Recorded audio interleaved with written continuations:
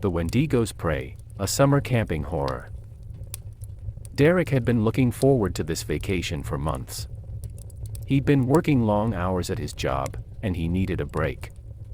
So, when his friend invited him to stay at his family's cabin in the woods, he jumped at the chance. The cabin was nestled deep in the forest, surrounded by towering trees and the sounds of nature. It was the perfect escape from the city.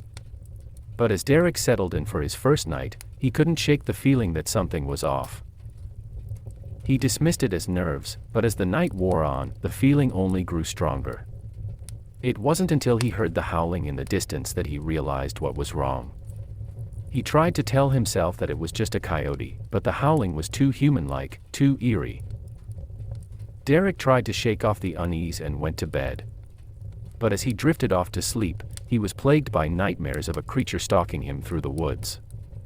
When he woke up the next morning, he couldn't shake the feeling that it wasn't just a dream. That feeling only grew stronger as the days went on. Derek's friend didn't seem to notice anything out of the ordinary, but Derek couldn't shake the feeling that something was watching them. He kept seeing movement out of the corner of his eye, but when he turned to look, there was nothing there. On the third night of their vacation, Derek woke up to the sound of scratching at the door. He tried to tell himself it was just an animal, but as the scratching grew more insistent, he couldn't deny that it sounded like something human-like. He woke up his friend, and together they cautiously approached the door. As they opened it, they were greeted by a blast of cold air and a pair of glowing eyes staring back at them. Derek froze, unable to move as the creature stepped into the cabin. It was tall and thin, with skin stretched tight over its bones. Its eyes glowed with an otherworldly light, and its breath came out in ragged gasps. Derek tried to run, but the creature was too fast, too strong. It cornered him in the kitchen, and as Derek backed away, he saw something that made his blood run cold.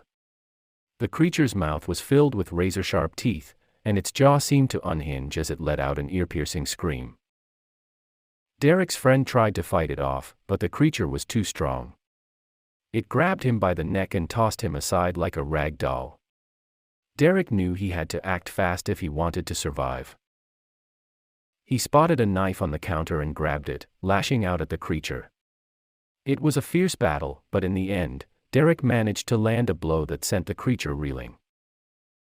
He bolted out of the cabin, running blindly through the forest. He could hear the creature behind him, its screams echoing through the trees.